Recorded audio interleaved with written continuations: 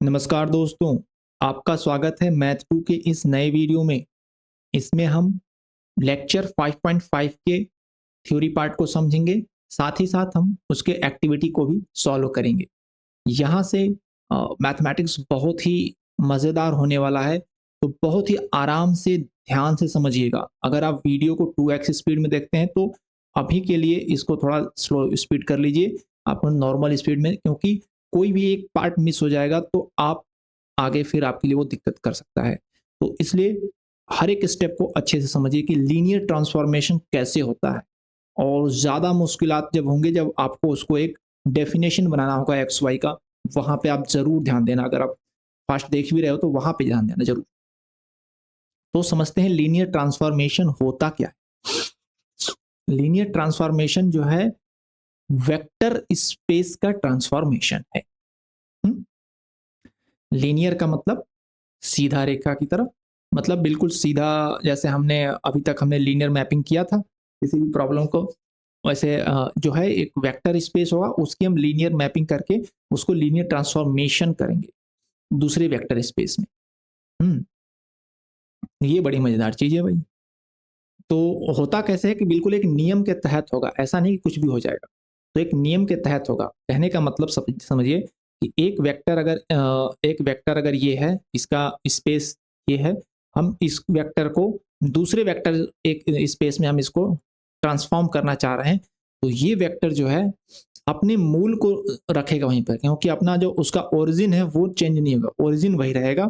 But ये vector जो है सपोजेट इधर आ गया, थोड़ा सा इंक्लाइंड हो गया सपोज दैट। अब ये क्या है कि अब ये दूसरा एक वेक्टर स्पेस को स्पैन कर सकता है, तो इस तरह की घटना कुछ होगी। तो यहाँ से जो यहाँ वेक्टर स्पेस आया, इसका कुछ कैलकुलेशन होगा, कुछ इसका डेफिनेशन होगा। उस डेफिनेशन के अनुसार इस स्पेस के जो सारे वेक्टर हैं वो सारे ट्रांसफॉर्म होंगे दूसरे वेक्टर स्पेस में। तो हमारा जो कैलकुलेशन है उस वो कैलकुलेशन है, वो जो डेफिनेशन है उसी की कैलकुलेशन है कि वो कैसे ट्रांसफॉर्म होगा। अगर एक बार हम उसको सही कैलकुलेट कर लिए तो फिर हम किसी भी वेक्टर को उसके हिसाब से कन्वर्ट कर पाएंगे दूसरे वेक्टर स्पेस में। तो इस घटनाक्रम में होगा क्या, दो तीन चीजें महत्वपूर्ण है, वो आप देखिए, जिससे आप चेक कर पाएंगे कि ये जो ट्रांसफॉर्मेशन है वो सही सही हुआ है या नहीं हुआ है। इसमें दो चीजें आपको चेक करनी होंगी कि अगर दो वेक्टर हैं, जो हमारे पहला वेक्टर जो ओरिजिनल वेक्टर है उसके जो दो वेक्टर हैं, उनका हम अगर जोड़ दें और जोड़ करके ट्रांसफॉर्म करें, या फिर उनको इंडिविजुअली ट्रांसफॉर्म करके जोड़ें, तो हमारा रिजल्ट सेम आना चाहिए। समझ रहे हैं? जैसे हमारा मैं ओरिजिनल वेक्टर स्पेस की बात कर रहा हूँ, एक वेक्टर ये था, एक वेक्टर v1, एक v2 ये था, इसका सम जो था वो ये था, ये इसको हम v3 मान लेते हैं, v1 प्लस v2। ठीक है? तो हम ये कह रहे हैं कि अगर हम जो ट्रांसफॉर्मेशन का कैलकुलेशन है वो सही हुआ है कि नहीं, उसको बताने के लिए अगर हम v1 को ट्रांसफॉर्म किया और वो सपोजेट इधर आ गया, v1 प्राइम हो गया, और v2 को हमने ट्रांसफॉर्म किया, वो कुछ ऐसा हो गया, v2 प्राइम हो गया, और इनका जो एडिशन है ये v3 प्राइम है, ऐसा है, तो ये जो चीज़ है अगर हम v3 को यहीं से ट्रांसफॉर्म करें तो v3 डायरेक्ट यही पहुंचना चाहिए, v3 प्राइम पे पहुंचना चाहिए। तो दोनों का अलग अलग ट्रांसफॉर्मेशन करके जो एडिशन आएगा वो चीज़, और दोनों का एडिशन करके जो ट्रांसफॉर्मेशन आएगा वो चीज़ दोनों समान होना चाहिए। तो v1 प्लस v2 का transformation is equal to transformation of v1 plus transformation of v2, ये कंडीशन को फुलफिल होना चाहिए। सेकंड चीज लागू होगी सेम स्केलर मल्टीप्लिकेशन पे, अगर हम किसी वेक्टर में किसी स्केलर से मल्टीप्लाई कर दें और फिर उसका ट्रांसफॉर्मेशन करें, जो रिजल्ट आएगा वो इक्वल होना चाहिए, किसी भी वेक्टर का पहले ट्रांसफॉर्मेशन कर दो फिर उसी स्केलर से मल्टीप्लाई कर दो, तो इसके ये दोनों कंडीशन अगर फुलफिल होती हैं तो हम कहेंगे कि हमारा ट्रांसफॉर्मेशन सही है, अदरवाइज नहीं सही है। ठीक है, ओके। देखिए एग्जाम्पल के थ्रू क्या समझाने की कोशिश की गई है। कंसीडर ए मैपिंग है, इसमें R2 से R2 में ही ट्रांसफॉर्मेशन है, R2 वेक्टर स्पेस से R2 वेक्टर स्पेस में ट्रांसफॉर्मेशन है, और उसका जो डेफिनेशन लिखा गया कि इस तरीके से है कि एक्स वाई अगर कोई वेक्टर है हमारा, तो हमारा जो ट्रांसफॉर्मेशन हो रहा है उसमें एक्स तो डबल हो जा रहा है, 2x हो रहा है, वाई सेम का सेम रह रहा है। ओके, तो ये हम चेक करेंगे कि ये कंडीशन को फुलफिल कर रहा है कि नहीं। तो हम दो वेक्टर हम ले लेते हैं, एक वेक्टर हमारा हो गया x1 y1, दूसरा हो गया x2 y2।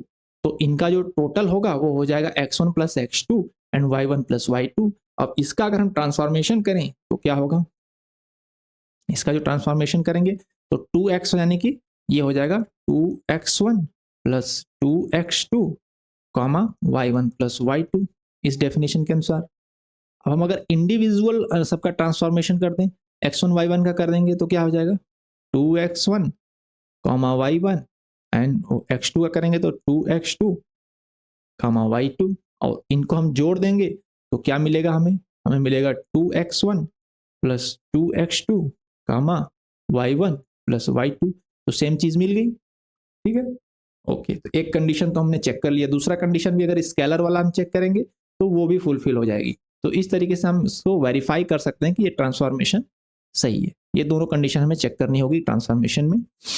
देखिए यहाँ पर स्केलर वाला इसने चेक कर दिया, फिर इसने ना इसने एडिशन वाला चेक किया है, फिर इसने चीज को स्केलर के थ्रू चेक किया कि सी इंटू ट्रांसफॉर्मेशन ऑफ V1 हो रहा है, तो दोनों हो रहा है, तो करा कि hence T is a linear transformation. यहाँ पर उसने प्रूफ कर दिया कि दोनों कंडीशन फुलफिल हो रही हैं तो ये लीनियर ट्रांसफॉर्मेशन है। अच्छा, दूसरी बात अब ये यहाँ पे प्रूफ की गई है, इसको आप समझ लीजिए कि जो हमारा जीरो वेक्टर होता है उसका ट्रांसफॉर्मेशन जीरो वेक्टर होगा। तो हमारा जो जीरो वेक्टर है, हमारा जो ओरिजिन है ट्रांसफॉर्मेशन में वो चेंज नहीं होता है। ओरिजिन का हमारा वेक्टर स्पेस ये था, अगर हमने पूरे वेक्टर स्पेस को ट्रांसफॉर्म करके दूसरे वेक्टर स्पेस में पहुंचाया तो उसका भी ओरिजिन वही रहेगा, ओरिजिन शिफ्ट नहीं होगा। ओके, तो यहाँ पर यही चीज प्रूफ की गई है कि ट्रांसफॉर्मेशन जीरो प्लस जीरो तो T zero plus T zero होगा, तो T zero is equal to T zero plus T zero जो हमने अभी ऊपर किया था पहले नियम के अनुसार। तो यहाँ पर देखिए एक T zero plus T zero है तो दूसरा T zero is equal to zero हो जाएगा, यानी कि जीरो का ट्रांसफॉर्मेशन जीरो ही होगा। ओके, अब यहाँ पर कुछ एक्सरसाइज है, following mapping is a linear transformation है या नहीं है ये चेक करने के लिए कहा गया है। एक्सरसाइज करेंगे तो भी करेंगे, चलिए हम यहाँ पर एक दो पर नजर डाल लेते हैं। जैसे कहा गया कि x, y का हो रहा है 2x, 0 हो रहा है। तो इसको अगर आप चेक करोगे x, y को 2x, आपको दो वेक्टर लेना होगा, जैसे पहले वाले एग्जांपल में किया था। तो आप उसका जब करोगे अलग अलग 2x1 तो आपका जब एडिशन करके और जब उसका ट्रांसफॉर्मेशन बैठाओगे तो होगा 2x1 प्लस 2x2 और y वाला पार्ट 0 हो जाएगा। इसी तरीके से जब अलग अलग ट्रांसफॉर्मेशन करके फिर ऐड करोगे तो यही चीज आएगी 2x1 कामा 0 हो जाएगा, 2x2 कामा 0 हो जाएगा, और जब ऐड करोगे तो 2x1 प्लस 2x2 कामा 0 हो जाएगा। तो ये बैठ रहा है इसमें। ओके, फिर ये है एक्स वाई जेड का हो रहा है x/2 3y 5z, तो ये ट्रांसफॉर्मेशन होगा कि नहीं होगा। ये ट्रांसफॉर्मेशन भी आपका दोनों कंडीशन को फुलफिल कर देगा अगर आप चेक करोगे। जो नहीं करेगा मैं वहां पे आपको बता देता हूं कौन सा नहीं करेगा।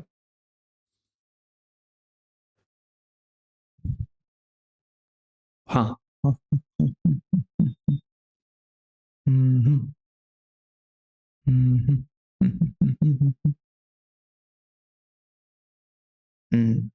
आप चेक कर लेना, लगभग इसमें तो सभी लग रहा है कि ट्रांसफॉर्मेशन है, सब फुलफिल कर रहे हैं। टी वाला ये हो रहा है T3T and 23/89 हो रहा है। दो वेक्टर आप लेंगे, दोनों को जोड़ेंगे और दोनों को जोड़ करके अलग अलग करेंगे तो सेम चीज आ जाएगी। यहाँ पर x हो रहा है, x और y का x हो रहा है। ये डाउटफुल लग रहा है। देखिए यहाँ पे क्या हो रहा है, जब दो वेक्टर लेंगे x1 y1, नहीं सही है, x1 y1 and x2 y2, आप इनको ऐड कर देंगे और फिर ट्रांसफॉर्मेशन करेंगे तो आएगा x1 प्लस x2 आएगा, और अलग अलग करेंगे तो पहले इसका x1 मिलेगा, इसका x2 मिलेगा, ऐड कर देंगे तो x1 प्लस x2। तो सारे जो है लीनियर ट्रांसफॉर्मेशन वाले फुलफिल करेंगे इसमें। हम एक्टिविटी क्वेश्चन में और डिटेल में समझ लेंगे। अभी हम आगे बढ़ते हैं, एग्जाम्पल जो दिया गया इसको समझने की कोशिश करते हैं। Let us choose the standard basis 1, 0 and 0, 1 of R2, define the linear transformation as follows। तो इसमें क्या किया गया कि R2 से R2 में ट्रांसफॉर्मेशन हो रहा है। देखिए R2 से R2 में ही ट्रांसफॉर्मेशन हो रहा है और इसका 1, 0 हो जा रहा है 2, 0 और इसका 0, 1 हो जा रहा है 0, 1। तो हमें पहले इस तरह का जब ट्रांसफॉर्मेशन दिया होगा तो हमें पहला काम होता है कि हमें निकालना ट्रांसफॉर्मेशन ऑफ x, y, कि हमें मतलब एक्स वाई के अगर टर्म में बात करें तो क्या डेफिनेशन बन रही है कि एक्स वाई का ट्रांसफॉर्मेशन कैसे हो रहा है, तभी हम कह पाएंगे कि 1,0 का 2,0 हो रहा है या 0,1 का 0,1 हो रहा है। तो हमें एक डेफिनेशन बनानी होती है, एक फार्मूला बनाना होता है, एक एक्सप्लेनेशन बनाना होता है, इक्वेशन बनाना होता है कर लीजिए, या फिर एक्सप्लेनेशन बनाना होता है कि एक्स वाई अगर हमारे वेक्टर है तो उसका ट्रांसफॉर्मेशन क्या होगा। तो देखिए यहाँ पर किया गया है, मैं थोड़ा सा एक्सप्लेन कर दे रहा हूँ, लेकिन एक्टिविटी में मैं आपको डिटेल में समझाऊंगा कैसे हुआ है। तो यहाँ पर एक्सप्लेन कर दे रहा हूँ कि अब हमें पहले टी ट्रांसफॉर्मेशन ऑफ एक्स कमा वाई निकालना है। तो आपको पहले कन्वर्ट करना होगा, इसकी जो बेसिस दिया हुआ है इस बेसिस से हम एक्स कमा वाई कैसे निकाल सकते हैं। तो एक्स कमा वाई निकालने के लिए इसमें कहा गया कि x इंटू 1,0 कर दो और y इंटू 0,1 कर दो। तो अब जो ट्रांसफॉर्मेशन होगा इसका, तो इसमें क्या होगा कि यहाँ पर आपका x को एक कांस्टेंट लेंगे, इसको y को एक कांस्टेंट लेंगे, तो कांस्टेंट बाहर आ जाएगा। तो x बाहर आ गया तो transformation of x into transformation जब इसका लेंगे तो 1,0 हो गया, y इंटू ट्रांसफॉर्मेशन 0,1 हो गया। तो 1,0 का आपको दिया हुआ है 2,0 होता है, एंड 0,1 का आपको दिया हुआ है 0,1 होगा। तो अब इस हिसाब से इसका जो ट्रांसफॉर्मेशन ऑफ एक्स वाई बनेगा वो 2x, y हो जाएगा। तो इस तरीके से आपको बड़ा ही सिंपल लगा होगा, लेकिन बड़ा ही टफ होगा। एक एक्टिविटी में ऐसा क्वेश्चन है जो हम करेंगे तो आपको और ज़्यादा क्लियर हो जाएगा। ठीक है, तो एक्स वाई का ट्रांसफॉर्मेशन 2x, y हो जाएगा। नेक्स्ट वाले को देखिए, अगर इसका बेसिस चेंज कर दिया, if we choose a different basis of R2 then we will get different linear transformation. Let us choose 1,0। तो 1,0 का ट्रांसफॉर्मेशन क्या होगा, 1,0 का जो होगा ट्रांसफॉर्मेशन होगा इस हिसाब से देखिए, तो 2,0 हो जाएगा। इक्वेशन यही है। और 1,1 का क्या होगा, नहीं 1,1 का जो होगा 1,1 होगा इसके हिसाब से। अब ये वाला नहीं है, ये अलग क्वेश्चन है। यहाँ पर ट्रांसफॉर्मेशन जो दिया हुआ है 1,0 का 2,0, 1,1 का 1,1। ओके, तो अब इसका हमें एक्स वाई को, अगर हमें एक्स वाई के रूप में डेफिनेशन को लाना है तो वही हम करेंगे कि हम पहले जो हमारा बेसिस दिया हुआ है 1,0 और 1,1 से हमें एक्स वाई कैसे मिलेगा वो हम कैलकुलेट करेंगे। जैसे यहाँ पर एक्स माइनस वाई लिख दिया है, अब ये आपको कंफ्यूज करेगा कि एक्स माइनस वाई कैसे आया। ये बहुत ही सिंपल स्टेप है, जब मैं क्वेश्चन करूंगा उसमें क्लियर हो जाएगा। आपको कुछ नहीं करना होता है, आपको ए और बी लेना होता है। आपको ए इंटू 1,0 लेना होता है प्लस बी इंटू, क्योंकि बेसिस से ही बनाना है, बी इंटू 1,1 लेना होता है। और यहाँ पे आपका रहेगा एक्स वाई। तो आप जब इसको एक्स वाई करके ए और बी की वैल्यू निकालोगे तो वहां से आपकी जो ए और बी की वैल्यू आएगी, एक की आएगी एक्स माइनस वाई, बी की आएगी वाई। आपको एक इक्वेशन बन जाएगा, दो इक्वेशन बन जाएंगे लीनियर इक्वेशन, उसको आप सॉल्व करके ए और बी की वैल्यू आएगी। तो उस तरीके से आती है। फिर वहाँ पे आपको ट्रांसफॉर्मेशन आप निकालेंगे, तो 1,0 का 2,0 दिया है और 1,1 का 1,1 है, तो उसको पुट कर देंगे तो ये एक्स वाई का ट्रांसफॉर्मेशन आपको आ जाएगा। डिटेल में हम करेंगे एक्टिविटी क्वेश्चन में। ये हो गया ट्रांसफॉर्मेशन। तो ट्रांसफॉर्मेशन के अब आती है बात inductive subjective. We in this section with the following remark which is visualised by the above example.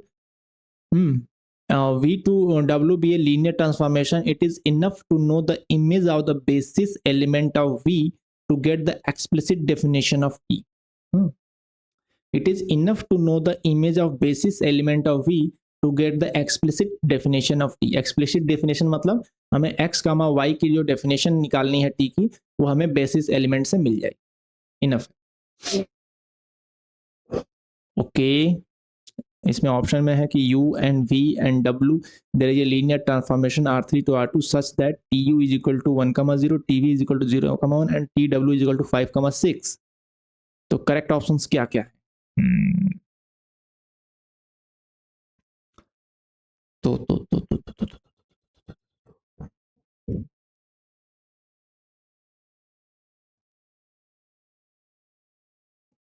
यहाँ पे हो क्या रहा है कि आप सारे ऑप्शंस पढ़िए कि आपको सिर्फ ये चेक करना है कि लीनियर ट्रांसफॉर्मेशन है या नहीं है। तो पहले वाले में जो है ऑप्शन में ये दिया गया है कि U वेक्टर दिया गया है, V वेक्टर दिया गया है, W वेक्टर दिया गया है, और आप क्लियरली ये देख सकते हैं कि तीनों वेक्टर बिल्कुल अलग अलग हैं, एक दूसरे से बिल्कुल अलग हैं, कोई भी एक दूसरे का स्केलर नहीं है, तीनों इंडिपेंडेंट वेक्टर हैं। तो कह रहा है there is transformation R3 to R3 transformation है, उसमें कह रहा है कि U का ट्रांसफॉर्मेशन और V का ट्रांसफॉर्मेशन दोनों का 0 0 0 हो रहा है।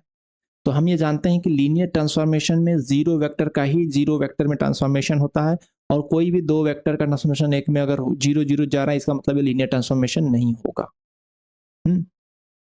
ओके, ऑप्शन 2 में क्या करा, U V and W same different है, सबका अलग अलग डिफरेंट ट्रांसफॉर्मेशन दिया हुआ है, तो ये ऑप्शन सही है। ऑप्शन 3 में क्या है, वही चीजें, यू का भी ट्रांसफॉर्मेशन 0 0 0 है, वी का भी 0 0 है, इसलिए ये गलत हो जाता है। ऑप्शन 4 इसलिए सही है क्योंकि यहाँ पर सबका अलग अलग ट्रांसफॉर्मेशन है। सिंपल चीज है, ठीक है। अब हम बात करेंगे injective and surjective linear transformation. तो इसके और भी नाम हैं, इन नामों पे भी आप ध्यान दे लीजिए क्योंकि नाम बदल के भी एग्जाम में आ सकते हैं। इंजेक्टिव ट्रांसफॉर्मेशन का जो होता है मोनोमॉर्फिज्म बोलते हैं या 1 to 1 ट्रांसफॉर्मेशन बोलते हैं। इंजेक्टिव या 1 to 1, 1 to 1 भी बोलते हैं, एंड इसको मोनोमॉर्फिज्म बोलते हैं, मोनोमॉर्फिज्म, ठीक है। और सर्जेक्टिव को आंटू भी बोलते हैं, आंटू, या इसको एपीमॉर्फिज्म भी बोलते हैं, एपीमॉर्फिज्म भी बोलते हैं, ठीक है। और जो बोथ होता है उसको हम आइसोमॉर्फिज्म, आइसोमॉर्फिज्म भी बोलते हैं, या जो मोनोमॉर्फिज्म एपीमॉर्फिज्म दोनों होता है उसको आइसोमॉर्फिज्म बोलते हैं। बाइजेक्टिव या बाइजेक्टिव बोल सकते हैं ना, इंजेक्टिव सर्जेक्टिव जो दोनों होता है उसको बाइजेक्टिव भी बोलते हैं। तो अगर कहीं कहीं बाइजेक्टिव भी आ गया तो आप समझ जाना कि आइसोमॉर्फिज्म की बात हो रही है। तो फंक्शन वाले में एग्जांपल में, फंक्शन वाले चैप्टर में हमने ये पढ़ा था क्या होता है, वही चीज, वही कॉन्सेप्ट है। तो 1 to 1 या इंजेक्टिव या ये मोनोमॉर्फिज्म का ये है मतलब कि हमारा अगर दो वेक्टर का ट्रांसफॉर्मेशन T1 और T2 का ट्रांसफॉर्मेशन समान हो रहा है, इक्वल हो रहा है, इसका मतलब कि V1 एंड V2 दोनों वेक्टर सेम होंगे। कहने का मतलब कि ये एक वेक्टर स्पेस है, एक वेक्टर स्पेस ये है, तो यहाँ जो वेक्टर है और यहाँ जो वेक्टर है तो सबका अलग अलग ट्रांसफॉर्मेशन है। इंडिविजुअल इधर का एक इंडिविजुअल ट्रांसफॉर्मेशन है, तो ये होता है 1 to 1। इस ऐसा नहीं है कि दो का ट्रांसफॉर्मेशन एक नहीं हो रहा है, दो का जो ट्रांसफॉर्मेशन है वो एक में नहीं हो रहा है, और सबका अलग अलग ट्रांसफॉर्मेशन हो रहा है। हर वेक्टर का यहाँ पे जो है वो अलग अलग ट्रांसफॉर्मेशन है, V1 प्राइम, V2 का है V2 प्राइम, तो कोई भी दो वेक्टर का ट्रांसफॉर्मेशन सेम नहीं हो रहा है, सबका अलग अलग ट्रांसफॉर्मेशन है, तो उसको बोलते हैं 1 to 1। तो वो कहने का मतलब कि दो वेक्टर का ट्रांसफॉर्मेशन सेम हमें मिल रहा है तो इसका मतलब होगा कि वो वेक्टर भी सेम होंगे, तो इसलिए वो मोनोमॉर्फिज्म की कंडीशन है। एपीमॉर्फिज्म में क्या होता है, एपीमॉर्फिज्म में ये होता है और आंटू फंक्शन में होता है कि इधर जो वेक्टर है सारे वेक्टर की मैपिंग हो, मतलब जो हमारा ये है वेक्टर है, मान लेते हैं ये V1 to W ट्रांसफॉर्मेशन है, तो W साइड में कोई भी वेक्टर बचा ना हो, सारे वेक्टर की कुछ ना कुछ प्री इमेज हो, इसमें प्री इमेज इसको बोलते हैं, इमेज वेक्टर ही है तो इसकी प्री इमेज हो, भले ही दो की प्री इमेज एक हो रही हो, लेकिन यहाँ पर कोई भी वेक्टर ऐसा छूटना नहीं चाहिए जिसका कोई प्री इमेज ही ना हो। तो एपीमॉर्फिज्म में होता है कि where V W are vector space is called epimorphism if T is a surjective map from V to W. इसका मतलब ये हुआ कि डब्ल्यू, स्मॉल डब्ल्यू इज अगर एलिमेंट है कैपिटल डब्ल्यू वेक्टर स्पेस का, तो there exist some V in V such that transformation of V is equal to W. मतलब कोई भी एलिमेंट अगर डब्ल्यू हम उठा लें इसमें, तो इसका कोई ना कोई प्री इमेज वी इधर मौजूद होना चाहिए जिसका ट्रांसफॉर्मेशन डब्ल्यू हो रहा है, ऐसा कोई लेफ्ट नहीं होना चाहिए जिसका कोई प्री इमेज ही ना हो, तो उसको बोलते हैं एपीमॉर्फिज्म। और जो दोनों कंडीशन को फुलफिल करता है उसको बोलते हैं आइसोमॉर्फिज्म। तो एग्जांपल करेंगे, एक्टिविटी करेंगे तो और ज्यादा क्लियर होगा। अब यहां पे आता है चेकिंग ऑफ इंजेक्टिविटी। तो इंजेक्टिविटी अगर हमें चेक करना है कि हर का ट्रांसफॉर्मेशन का x1 y1 का अगर x2 y2 हो रहा है तो 2x1 y1 का 2x2 y2, हेंस x1 अगर x2 बराबर है y1 और y2 बराबर है तो वो इंजेक्टिव ट्रांसफॉर्मेशन होता है। तो नॉर्मली हम ये चेक कर लेते हैं जीरो वेक्टर को, कि अगर जीरो वेक्टर का ट्रांसफॉर्मेशन जीरो हो रहा है तो हम मान लेते हैं इंजेक्टिव ट्रांसफॉर्मेशन है। जीरो वेक्टर अगर कहीं और से भी मिल रहा है हमें तो इसका मतलब वो नहीं होगा। चेकिंग ऑफ सर्जेक्टिविटी में हम करते हैं कि हमें सारे एलिमेंट मिल जाने चाहिए डब्ल्यू साइड के। ओके, देखिए अब यहाँ पर जो एग्जांपल देख लीजिए कि यहाँ पर ट्रांसफॉर्मेशन है x कामा y का है 2x कामा 0। तो मैं इसको तो समझाऊंगा लेकिन मैं आपको थोड़ा सा ऐसे ही वर्बली बताता हूँ कि x कामा y का अगर ट्रांसफॉर्मेशन 2x कामा 0 हो रहा है, तो अगर मान लेते हैं हम कोई वेक्टर है 4 कामा 5, तो इसका ट्रांसफॉर्मेशन क्या होगा, इसका हो जाएगा 8,0, और दूसरा वेक्टर है 4,7, इसका ट्रांसफॉर्मेशन क्या होगा, इसका भी होगा 8,0। तो क्या ये 1 to 1 होगा, 1 to 1 में कि हर वेक्टर का अलग अलग ट्रांसफॉर्मेशन होती है। हमने देखा कि 4,5 का भी 8,0 हो रहा है, 4,7 का भी 8,0 हो रहा है, तो 1 to 1 तो नहीं होगा। तो it does not guarantee that y1 is equal to y2। So for example 1,2 and 1,3 has two, तो t is not injective, injective नहीं है। अच्छा, आप सरजेक्टिव की बात करें तो सरजेक्टिव में हम देख रहे हैं कि इसका जो डोमेन है वो भी R2 है, इसका भी डोमेन R2 है, ठीक है। तो R2 साइड में तो बहुत सारे वेक्टर होंगे, 1,3 भी होगा, लेकिन हमें सिर्फ ऐसा वेक्टर इसमें मिल रहा है जिसका y0 हो, जिसका y0 यानी कि जो सिर्फ x एक्सिस पे होगा। 2x,0 कहाँ हुआ, ये सिर्फ x एक्सिस पे होगा। तो ये जो हमें रिजल्ट में मिल रहा है, इमेज जो मिल रही है वो x एक्सिस मिल रही है। हमें वेक्टर स्पेस पूरा कहाँ मिल रहा है, वेक्टर स्पेस में तो बहुत सारे वेक्टर होंगे जो इधर होंगे, इधर उधर होंगे, लेकिन हमें सिर्फ y इज इक्वल टू 0 मिल रहा है। y के यहाँ पर अगर 1,3 का नहीं मिल रहा तो ये जो है सरजेक्टिव भी नहीं होगा, टी इज नॉट सरजेक्टिव, ठीक है। तो इस तरीके से हम और क्वेश्चन एक्टिविटी में देखेंगे। तो थ्योरी पार्ट में यही था, इसके बाद ये नल स्पेस अगला चैप्टर चालू हो जाता है, तो हम आगे इसको देखेंगे। अब हम चलते हैं एक्टिविटी 5.5 को सॉल्व करने, ठीक है। Let's solve the activity 5.5। Okay, पहला क्वेश्चन क्या कह रहा है, consider a function v2w transformation है,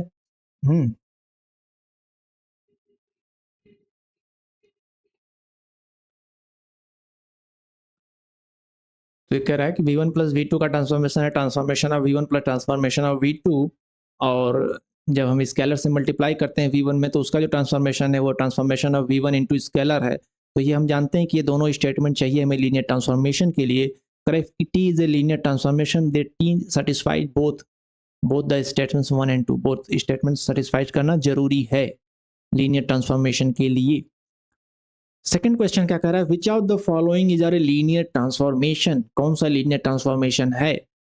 देखो मैं तो देख करके ही बता सकता हूँ, बट आपको ये दोनों कंडीशन चेक करनी पड़ेगी तब आपको अच्छा आइडिया लग जाएगा। जैसे अब पहला एग्जांपल है, इसमें कह रहा है कि एक्स वाई आपका ट्रांसफॉर्म हो रहा है x comma x plus y comma y plus 1, ये R2 से R3 में ट्रांसफॉर्मेशन हो रहा है, ठीक है। तो अगर आप दो वेक्टर लेते हैं और दोनों को करेंगे तो दिक्कत क्या होगी, देखो ये वाला दिक्कत करेगा, +1 दिक्कत करेगा। कैसे होगा मैं आपको बताता हूँ। देखिए, दो वेक्टर मैंने ले लिया, x1 y1 और x2 y2, ठीक है। तो हमने उसको ऐड कर दिया तो हो गया x1 plus x2 and y1 plus y2, ठीक है। अब हम इसका अगर ट्रांसफॉर्मेशन करेंगे इस डेफिनेशन के अकॉर्डिंग, तो पहले आएगा x यानी कि x1 प्लस x2, फिर आएगा x प्लस y यानी कि यहाँ पर आ जाएगा x1 plus x2 plus y1 plus y2, and third element जो होगा हो जाएगा y प्लस 1 यानी y1 प्लस y2 प्लस 1। तो ये हमारा आ गया, इसके टोटल करके फिर ट्रांसफॉर्मेशन किया। अब अगर हम इंडिविजुअल ट्रांसफॉर्मेशन करके फिर टोटल करें तो क्या दिक्कत होगी, दो ये +1 दोनों में आ जाएगा, तो ऐड करें +2 हो जाएगा, यही होगी दिक्कत और कुछ नहीं।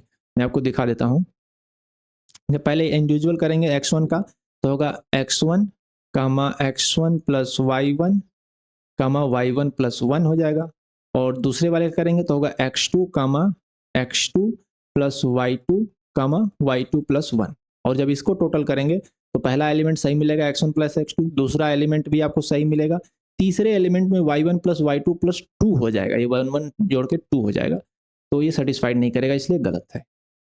इसमें क्या होगा, इसमें देखो आपका जो एडिशन वाले की तो बात बाद में करेंगे, पहले हम मल्टीप्लिकेशन वाले की बात करते हैं। मल्टीप्लिकेशन वाला फुलफिल नहीं करेगा, क्योंकि जब आप जोड़ करके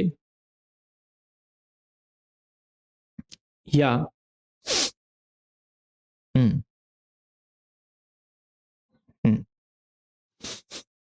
ये कहता है जो स्केलर मल्टीप्लिकेशन वाला होता है कहता है कि transformation of c into v is equal to c into transformation of v. तो अगर हम पहले ट्रांसफॉर्मेशन कर दें एक्स वाई का और फिर सी से मल्टीप्लाई करें तो एक्स वाई का ट्रांसफॉर्मेशन ये होता है, तो ये हमारा हो जाएगा सी एक्स वाई कामा C X plus C Y, ये हो जाएगा ट्रांसफॉर्मेशन करके हम मल्टीप्लाई करेंगे तो। और पहले मल्टीप्लाई करके ट्रांसफॉर्मेशन कर तो पहले मल्टीप्लाई करेंगे तो हमारा हो जाएगा सी एक्स कामा सी वाई, और फिर ट्रांसफॉर्मेशन करेंगे तो क्या होगा, एक्स एंड वाई का मल्टीप्लाई होगा, यानी कि हो जाएगा सी स्क्वायर एक्स वाई, और एक्स प्लस वाई तो हो जाएगा सी एक्स प्लस सी वाई हो जाएगा, लेकिन यहाँ पर आपको सी स्क्वायर मिल जाएगा। अगर आप ट्रांसफॉर्मेशन करके मल्टीप्लाई करेंगे स्केलर से तो C X Y and comma C X plus C Y मिलेगा, और पहले आप ट्रांसफॉर्मेशन कर देते हैं, नहीं सॉरी, पहले आप मल्टीप्लाई कर देते हैं यानी कि सी एक्स और सी वाई कर देते हैं, और फिर ट्रांसफॉर्मेशन करते हैं, तो यहाँ पर अब एक्स और वाई आपका सी एक्स सी वाई का इसका multiply C square x Y हो जाएगा, तो यहाँ पर जो आपका इक्वल नहीं मिल रहा है, यहाँ पर सी मिल रहा है, यहाँ पर सी स्क्वायर मिल रहा है, तो ये भी फुलफिल नहीं कर रहा है सेकेंड वाला कंडीशन। थर्ड वाले में फिर ये +1 आ रहा है जो कि फुलफिल नहीं करेगा एडिशन वाला, अगर आप स्टेटमेंट 1 को करोगे तो ये गड़बड़ हो जाएगा, तो ये भी नहीं होगा। ये चीज जो है x plus y and y and 2x plus y, ये दोनों स्टेटमेंट को आप चेक करोगे, दोनों स्टेटमेंट को फुलफिल करता है। दो वेक्टर आप लोगे x1 y1 and x2 y2, दोनों को अलग अलग ट्रांसफॉर्म कर दो फिर जोड़ दो, या दोनों को जोड़ दो ऐसे x1 plus x2 and y1 plus y2 फिर ट्रांसफॉर्म करो, तो इस डेफिनेशन के अनुसार x प्लस वाई करोगे तो ये हो जाएगा x1 plus x2 plus y1 plus y2 हो जाएगा, फिर कमा y1 यानी कि y1 प्लस y2, फिर third element 2x plus Y यानी कि 2x1 plus 2x2 plus y1 plus y2, और यही जब अलग अलग ट्रांसफॉर्मेशन करके जोड़ोगे तो भी वही आएगा, तो ये फुलफिल करेगा, ये फुलफिल करेगा। यहाँ पे फिर दिक्कत होगी, यहाँ की आपका x और y का मल्टीप्लीकेशन हो रहा है, तो आपका यही वाला स्केलर वाला गड़बड़ कर देगा, आपका स्केलर से मल्टीप्लाई करो सेकेंड स्टेटमेंट में, तो C x and C Y हो जाएगा, और फिर जब आप उसका ट्रांसफॉर्मेशन करोगे तो यहाँ पर हो जाएगा सी स्क्वायर एक्स वाई बाई 2, और अगर पहले ट्रांसफॉर्मेशन करके मल्टीप्लाई करोगे तो यहाँ पर सी एक्स और सी एक्स वाई आ जाएगा, तो वो इक्वल नहीं होंगे, तो ये भी नहीं करेगा फुलफिल। तो दो स्टेटमेंट हैं जो ये दोनों जो है ट्रांसफॉर्मेशन दोनों फुलफिल करेंगे, तो ये दोनों सही ऑप्शन। क्वेश्चन नंबर 3 पे चलते हैं। ये कह रहा है R3 से R4 में एक ट्रांसफॉर्मेशन है, then which of the following option is a true. अगर ट्रांसफॉर्मेशन है तो V1 प्लस V2 का जो ट्रांसफॉर्मेशन होगा वो इंडिविजुअल ट्रांसफॉर्मेशन के एडिशन के बराबर होगा, सही है।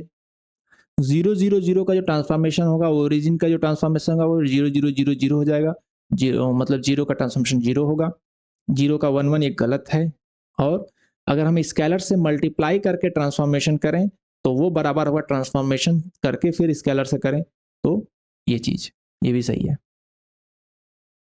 क्वेश्चन नंबर 4 पे चलते हैं। ये कह रहा है कि R3 से हमारा R2 में एक लीनियर ट्रांसफॉर्मेशन है और डिफाइन किया गया है ऐसे कि एक्स वाई जेड जो है ट्रांसफॉर्म होके ये एक्स प्लस वाई और वाई प्लस जेड हो जा रहा है, देन कौन सा ऑप्शन सही। तो आप चेक कर लो किस में ये फुलफिल हो रहा है। 0 0 0 का तो 0 0 होगा, 1 2 3 का क्या होगा एक्स प्लस वाई यानी कि 2 1 और 3 हो जा रहा है, और वाई प्लस जेड यानी 5 हो रहा है, सही है। 0 1 1 का देखिए एक्स प्लस वाई 1 होगा और वाई प्लस जेड 1 1 2 हो रहा है, सही है। यहाँ पर देख लो x प्लस वाई यानी कि 1 + 1 2 होना चाहिए, तो ये गलत हो रहा है, ये नहीं है। तो ये कह रहा है टी इज इंजेक्टिव। इंजेक्टिव का मतलब ये हुआ कि 1 to 1 यानी कि हमारा जो भी एलिमेंट एक्स वाई जेड होगा वहां पर हमें इंडिविजुअल एक्स प्लस वाई और वाई प्लस जेड हमें इंडिविजुअल मिलेगा। किसी भी दो एक्स वाई जेड वैल्यूज के लिए अलग अलग वैल्यू के लिए हमें सेम वैल्यू नहीं मिलेगी। जैसे हम लेते हैं 1 2 1 तो हमें क्या मिलेगा, हमें मिलेगा 2 1 3 एंड वाई प्लस जेड 3 तो ये 3 हमें फिर और किसी तरीके से नहीं मिल सकता है। अब ट्राई करो, जैसे हमें अब इसको ले लें, दूसरा एलिमेंट ले लें 2 1 2 3 तो भी तो मिल रहा है 3 1 to 1 के लिए भी 3 3 मिल रहा है, और 2 1 2 के लिए भी x प्लस वाई 3 होगा, तो टी इज इंजेक्टिव नहीं है। अच्छा हाँ इंजेक्टिव नहीं है, फिर तो इंजेक्टिव नहीं हुआ ना, हमें तो अलग अलग 1 to 1 वेक्टर के लिए भी 3 मिल जा रहा है और 2 1 2 के लिए भी 3 मिल जा रहा है। तो इंजेक्टिव का मतलब होता है कि हमें एक के लिए एक ही वैल्यू मिले, हर मैपिंग जो हो एक एलिमेंट का एक एलिमेंट के साथ हो, V2 का V2 प्राइम कोई भी दो का एक के साथ हो रहा है तो वो इंजेक्टिव नहीं हुआ, तो टी इज इंजेक्टिव गलत है। ठीक है, अगला क्वेश्चन क्या कह रहा है कि choose the set of correct option. T is a 1 to 1 linear transformation if and only if there does not exist any V जो कि 0 ना हो V में और उसका ट्रांसफॉर्मेशन 0 हो जाए। हाँ तो ऐसा वेक्टर एग्जिस्ट नहीं करेगा अगर 1 to 1 लीनियर ट्रांसफॉर्मेशन है। 1 to 1 की बात नहीं हो रही, लीनियर ट्रांसफॉर्मेशन की बात हो रही है। अगर लीनियर ट्रांसफॉर्मेशन है तो 0 वेक्टर का ही ट्रांसफॉर्मेशन 0 होगा। ऐसा कोई वेक्टर जो 0 नहीं है और उसका ट्रांसफॉर्मेशन 0 हो जाए, दैट डज नॉट एग्जिस्ट, ये वेक्टर डज नॉट एग्जिस्ट होगा, ये ऑप्शन सही है। ऐसा वेक्टर जो 0 ना हो उसका ट्रांसफॉर्मेशन 0 हो जाएगा, इट विल नॉट एग्जिस्ट। फिर कह रहा है अगर R2 से R2 में एक सर्जेक्टिव लीनियर ट्रांसफॉर्मेशन है, then it can not be injective. ऐसा नहीं है भाई, हो सकता है इंजेक्टिव भी हो सकता है, सर्जेक्टिव हो सकता है, बाइजेक्टिव भी हो सकता है। तो ऐसा कह रहा है कि सर्जेक्टिव हो लेकिन इंजेक्टिव नहीं होगा, तो गलत बात है। R to R का लीनियर ट्रांसफॉर्मेशन है विच इज नॉट इंजेक्टिव, जो कि इंजेक्टिव नहीं है, देन T मस्ट बी 0। अगर V का ऑल V का अगर ट्रांसफॉर्मेशन 0 हो रहा है तो ट्रांसफॉर्मेशन T मस्ट बी 0 कह रहा है। इसका क्या मतलब हुआ कहने का, कह रहा है कि लीनियर ट्रांसफॉर्मेशन है R to R। R to R का मतलब होगा कि सिंगल नंबर 4 का ट्रांसफॉर्मेशन 5 हो रहा है, 5 का ट्रांसफॉर्मेशन 6 हो रहा है, 7 का 8 हो रहा है, मतलब एक सिंगल नंबर का ट्रांसफॉर्मेशन हो रहा है। तो कह रहा है कि अगर हमें कोई भी V ले लें और उसका ट्रांसफॉर्मेशन 0 हो रहा है, देन T मस्ट बी 0, मतलब T मस्ट बी 0 का मतलब T जो हमारा फंक्शन जो ट्रांसफॉर्मेशन है वही 0 है, क्योंकि हर वेक्टर को अगर वो 0 दे रहा है इसका मतलब T मस्ट बी 0, क्योंकि हर वेक्टर का 0 तो आएगा नहीं, वो सिर्फ 0 वेक्टर का ट्रांसफॉर्मेशन ही 0 आता है। लेकिन TV is equal to 0 for all V, सभी V के लिए अगर 0 आ रहा है देन T मस्ट बी 0, फिर ट्रांसफॉर्मेशन ही 0 है, वो 0 से मल्टीप्लाई करके सबको 0 कर दे रहा है। तो ये ऑप्शन सही है, ये ऑप्शन सही है। If there exists some non-zero vector V such that the transformation of V 0 for a linear transformation, then T cannot be an isomorphism। Isomorphism क्या होता है? मोनोमॉर्फिज्म और एपीमॉर्फिज्म और आइसोमॉर्फिज्म मतलब बाइजेक्टिव। आइसोमॉर्फिज्म मतलब बाइजेक्टिव। तो कह रहा है कि कोई नॉन जीरो वेक्टर V है, उसका ट्रांसफॉर्मेशन 0 हो रहा है किसी लीनियर ट्रांसफॉर्मेशन में, then T can not be an isomorphism. सही है, आइसोमॉर्फिज्म नहीं होगा, क्योंकि 1 to 1 के लिए हमें 0 चेक करना था, ट्रांसफॉर्मेशन ऑफ 0 शुड बी 0। अगर ट्रांसफॉर्मेशन ऑफ 1 भी 0 हो रहा है इसका मतलब वो इंजेक्टिव नहीं है, तो इंजेक्टिव नहीं है इसका मतलब वो आइसोमॉर्फिज्म नहीं है। आपको मोनोमॉर्फिज्म या इंजेक्टिव चेक करने के लिए आपको ये चेक करना था कि 0 का अगर 0 होना चाहिए, बाकी किसी का 0 नहीं होना चाहिए। ठीक है, ओके। तो कह रहे हैं R2 एक लीनियर ट्रांसफॉर्मेशन है सो दैट एक्स वाई जो है x, 0 है, then which of the following option is true. क्या होगा, इंजेक्टिव होगा, 1 to 1 का बाइजेक्टिव होगा। तो मैंने आपको बताया था कि R2 to R2 ट्रांसफॉर्मेशन है और इंजेक्टिव नहीं होगा, क्योंकि यहाँ पर आपको 4, 1 का आपको मिलेगा ट्रांसफॉर्मेशन 4, 0 एंड 4, 2 का भी ट्रांसफॉर्मेशन मिलेगा आपको 4, 0, तो ये 1 to 1 नहीं हुआ।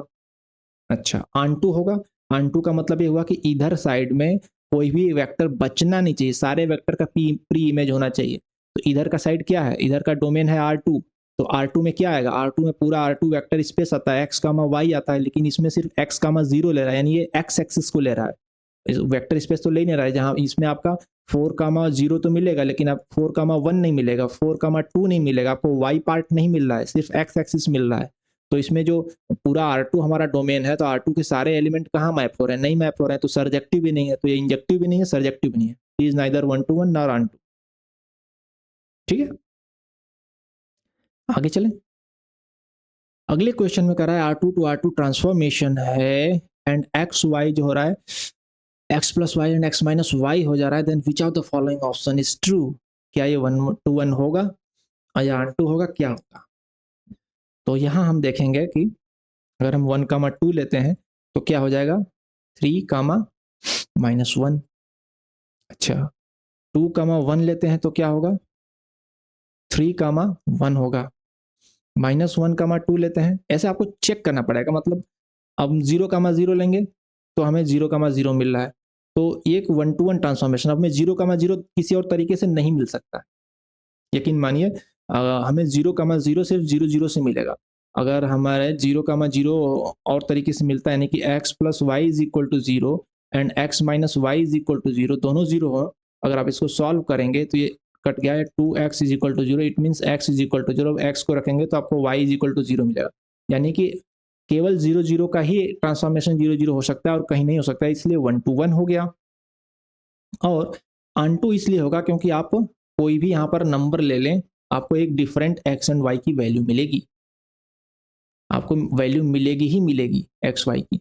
आप इस साइड 1, 2 ले लो, आप सॉल्व करो, x plus y is equal to 1 और x minus y is equal to 2। यहाँ पर x एंड y की आपको डिफरेंट वैल्यू मिल जाएगी, कोई वैल्यू मिल जाएगी डिफरेंट, या वही दो वैल्यू भी मिल जाए।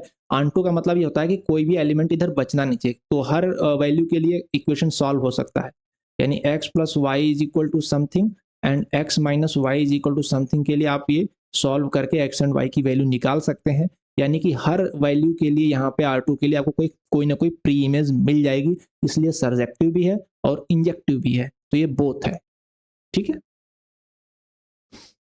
एक्स वाई के लिए आपको किसी भी एक्स वाई के लिए अलग अलग वैल्यूज मिलेंगी, इसलिए 1 to 1 हो गया। और ऑन टू इसलिए कि यहाँ पे भी आप कोई भी वैल्यू लेंगे उसके करस्पॉन्डिंग आप एक्स एंड वाई की वैल्यू निकाल सकते हैं। तो 1 to 1 भी है, ऑन टू भी है, दोनों है। ओके, ये क्वेश्चन नंबर 8 जो है बहुत मजेदार है। इसमें आपको ये ट्रांसफॉर्मेशन का निकालना है, इक्वेशन, फार्मूला या डेफिनेशन जो भी आप कह लो, ये निकालना है। R2 to R2 linear transformation है और दो ट्रांसफॉर्मेशन आपको दी हुई है 2,1 और 1,3 की, और आपको x एंड y की ट्रांसफॉर्मेशन पूछ रही है। ये चीज आपको जानना बहुत जरूरी है, आना चाहिए, कई जगह यूज हो सकता है, क्वेश्चन बहुत तरीके से आ सकते हैं, इसलिए अब मैं इसको आराम से एक्सप्लेन करूंगा। बिल्कुल, इसको मैं अलग एक पेज पे लेता हूँ क्वेश्चन को।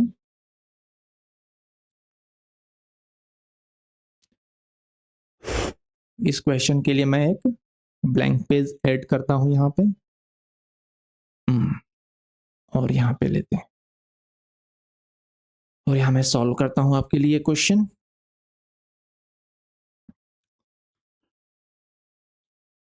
ठीक है, ओके। अब ये आप ध्यान देना, यहाँ पे आपको क्या क्या इन्फॉर्मेशन दी हो सकती है क्वेश्चन में, वो देख लेते हैं।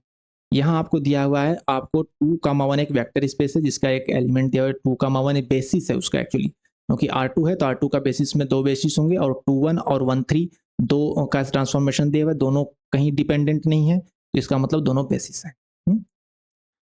और 1,3 का ट्रांसफॉर्मेशन दिया है 0,0, और आपको निकालना है transformation of x and y. ठीक है, ध्यान से देखिएगा इसे। तो यहाँ पे आप ये देखो, पहले जो ये 2,1 एंड 1,3 दिया हुआ है, R2 वेक्टर स्पेस है, इसमें दो वेक्टर चाहिए स्पेन करने के लिए, और दोनों वेक्टर इंडिपेंडेंट होने चाहिए। आप देख सकते हैं 2,1 1,3 एक दूसरे के स्केलर नहीं है, तो ये दोनों इंडिपेंडेंट हैं, तो ये दोनों बेसिस हैं। ठीक है, और इनका ट्रांसफॉर्मेशन दिया हुआ है एक्स एंड वाई के, आपको ट्रांसफॉर्मेशन निकालना है।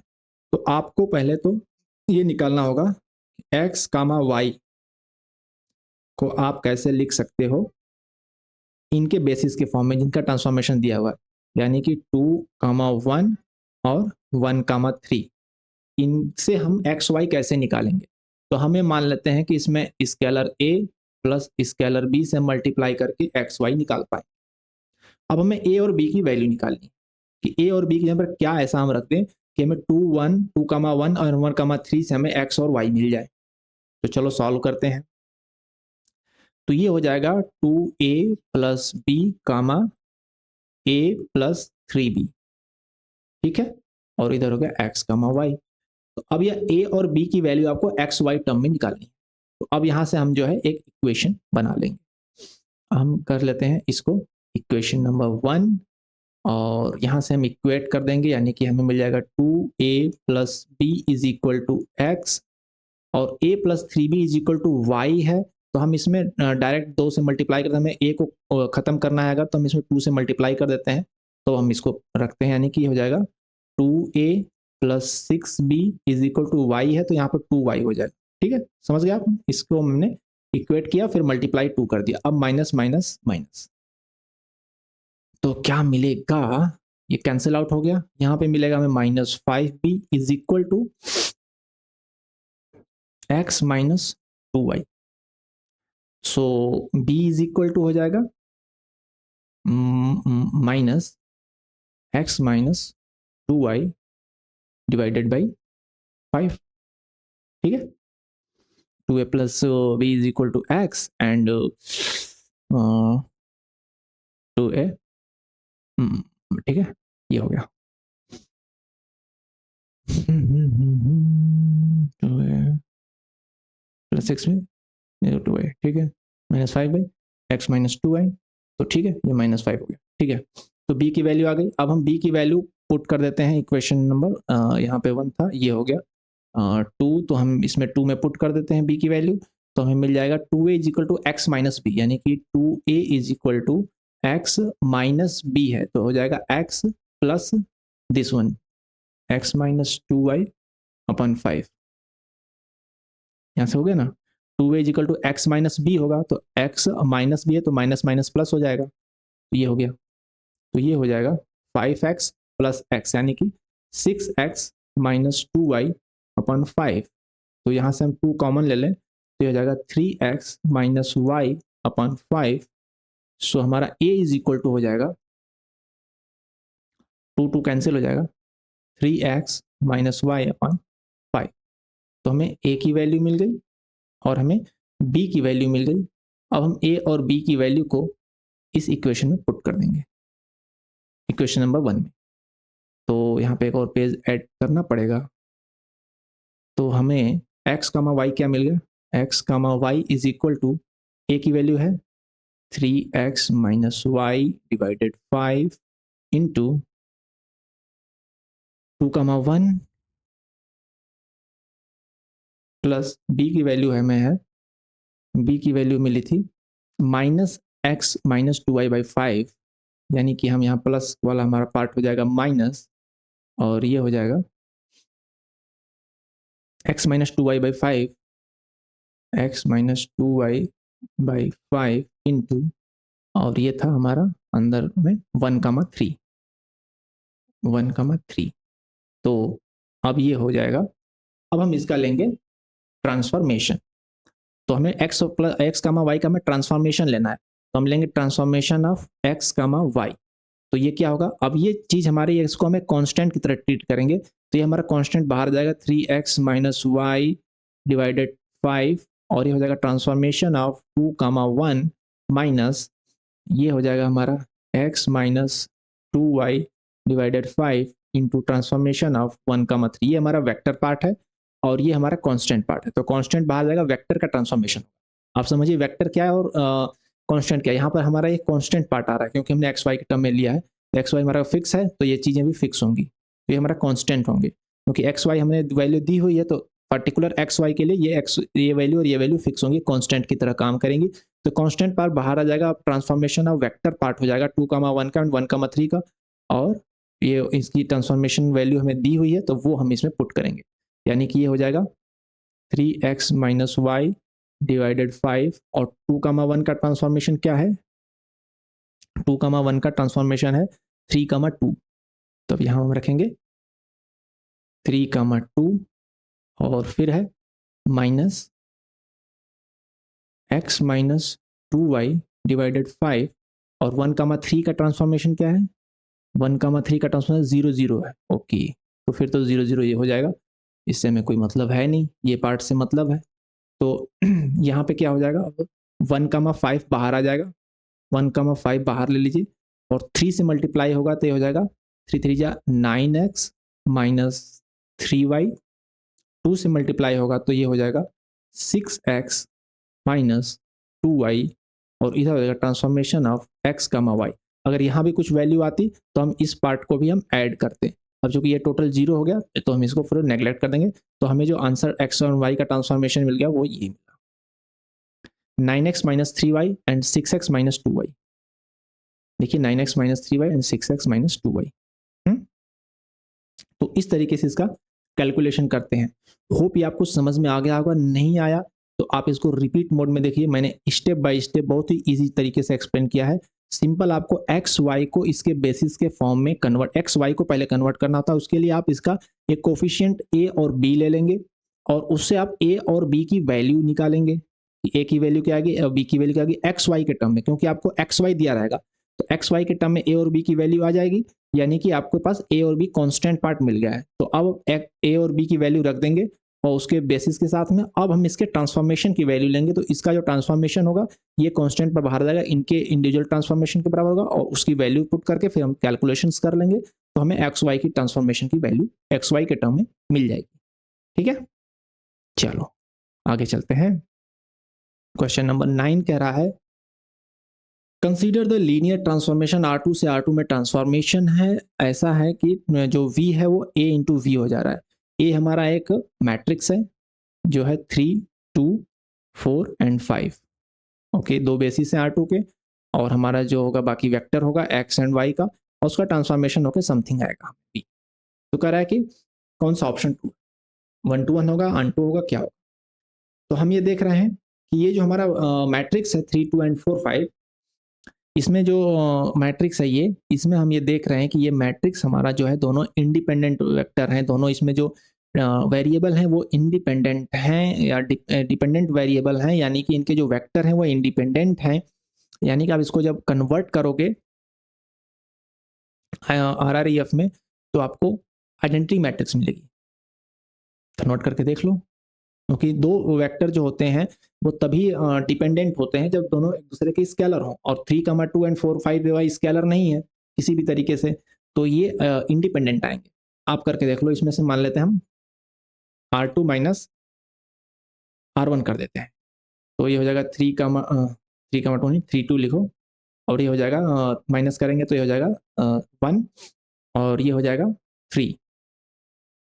ठीक है, अब इसमें कर दो R1 माइनस 3R2 कर दो, इसमें से 3 गुना करके घटा दो, तो ये हो जाएगा 0, और ये हो जाएगा 6, 3 तरीके 9, 3 गुना कर दो 9, 2 में से 9 जाएगा -7। ठीक है, अब R1 डिवाइडेड -7 कर दो, तो ये हो जाएगा 1। अब इसको फिर 3 टाइम्स करके माइनस कर दो इसमें, तो ये भी हो जाएगा 0। तो 1 0 और 0 1 मिल गया आपको, तो इसे आपको दोनों आइडेंटिटी मैट्रिक्स मिल जाएगी। तो इसका मतलब कि ये इंडिपेंडेंट, तो इसका मतलब ये हुआ कि आपको अगर यहाँ पर 0 चाहिए, अगर 0 चाहिए तो 0 वेक्टर चाहिए, तो हमें x एंड y को 0 करना पड़ेगा, तभी ये 0 0 मिलेगा। यहाँ पर यूनिक सोल्यूशन आएगा इसका, कोई भी एक्स वाई के लिए इसका यूनिक सोल्यूशन आएगा। तो 0 0 के लिए यूनिक सोल्यूशन आएगा, किसी भी B1 या B2 के लिए वैल्यू के लिए अगर आप इसको सॉल्व करोगे तो यूनिक सोल्यूशन आएगा। तो इसलिए क्योंकि इस इंडिपेंडेंट है सब, दो पिवोट एंट्री है, तो यूनिक सोल्यूशन आएगा, तो ये 1 to 1 होगा, तो 1 to 1 होगा। और साथ ही आप B1 B2 की कोई भी वैल्यू लोगे उसके लिए अलग अलग वैल्यूज आएंगी, हर बार एक वैल्यू नहीं आएगी, क्योंकि इंडिपेंडेंट यूनिक सोल्यूशन आएगा, तो ये ऑन टू भी होगा। तो 1 to 1 भी हो गया, ऑन टू भी हो गया, तो आइसोमॉर्फिज्म। 1 to 1 के लिए आपको देखना है कि 0 वेक्टर आपको किससे मिला, सिर्फ 0 से मिल रहा है, कहीं और से भी मिल रहा है। तो आप देखो यहाँ पर जो कि ये इंडिपेंडेंट वेक्टर है, तो यहाँ पर दो सोल्यूशन होते हैं होमोजेनियस सिस्टम के, या तो यूनिक सोल्यूशन या मेनी सोल्यूशन। तो यहाँ पर मेनी सोल्यूशन नहीं होगा क्योंकि आपको कोई भी इसका डिटरमिनेंट 0 नहीं मिल रहा है, तो यहाँ पर आपको नॉट इक्वल टू 0 मिला है, तो यूनिक सोल्यूशन होगा। यूनिक सोल्यूशन यही होगा कि एक्स वाई दोनों 0 होंगे तभी 0 होगा, तो 0 वेक्टर का यूनिक सोल्यूशन मिला है, इसलिए 1 to 1 है। और हर B1 B2 के लिए हर कोई वैल्यू के लिए यहाँ पे आपको एक यूनिक सोल्यूशन मिलेगा, इसलिए ऑन टू भी है, तो ये आइसोमॉर्फिज्म है। ठीक है, वो ये भी क्वेश्चन अच्छा है, मजेदार है, आइए देखते हैं।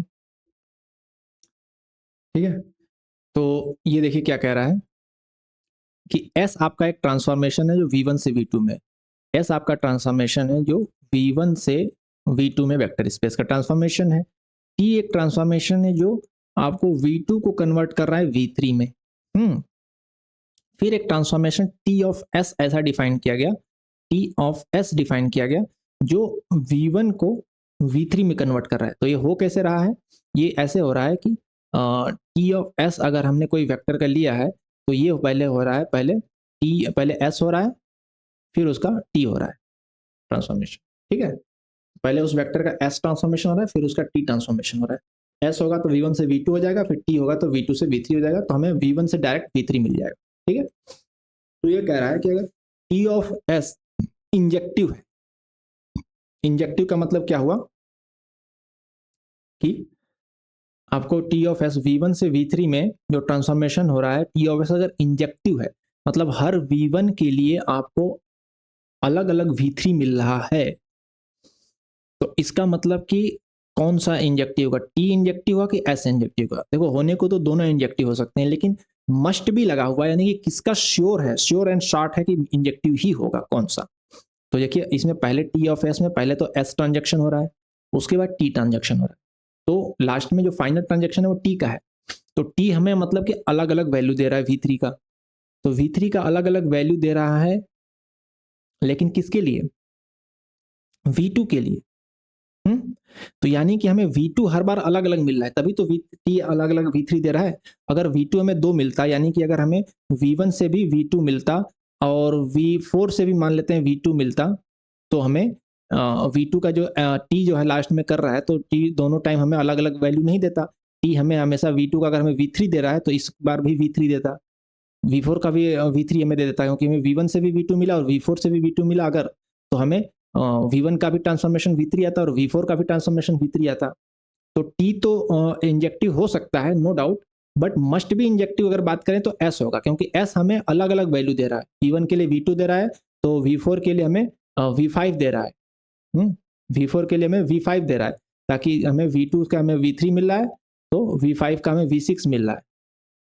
ठीक है? तो ये बात को समझो कि जो इनर वाली ट्रांसफॉर्मेशन वैल्यू है, ये must be her bar S वाली जो है हर बार अलग अलग दे रही है, तभी टी हमें अलग अलग आउटपुट दे रहा है।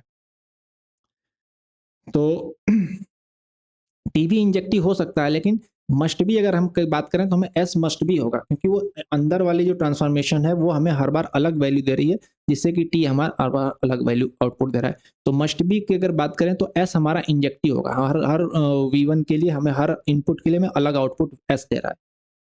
ओके, टी भी हो सकता है, लेकिन टी में भी हमें एक बार V2 का V3 दे दे, फिर दूसरी बार V2 का V5 भी दे दे, तो कोई कंफर्म नहीं है।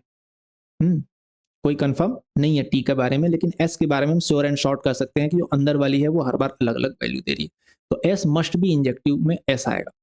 लेकिन अगर सर्जेक्टिव है तो, सर्जेक्टिव है यानी कि हमें V3 के सारे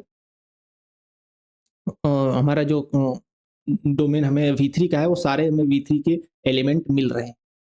तो डोमेन पार्ट पे फोकस है, डोमेन पार्ट पे फोकस है, यानी आउटपुट वाले पे फोकस है, यानी कि टी हमारा जो है यहाँ पे मेन रोल प्ले कर रहा है सर्जेक्टिव में, क्योंकि सर्जेक्टिव वाला जो फंक्शन होता है वो मेन फोकस होता है आउटपुट पे।